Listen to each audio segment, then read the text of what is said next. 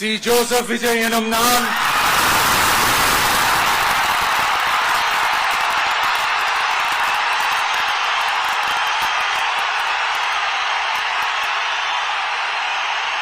சட்டப்படி அமைக்கப்பெற்ற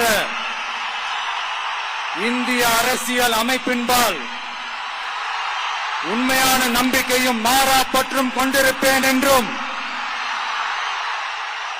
இந்திய நாட்டின் ஒப்பில்லாத முழு முதல் ஆட்சியையும் ஒருமையையும் நிலைநிறுத்துவேன் என்றும் தமிழ்நாட்டு அரசின் முதலமைச்சராக உண்மையாகவும் உளச்சான்றின்படியும் என் கடமைகளை நிறைவேற்றுவேன் என்றும்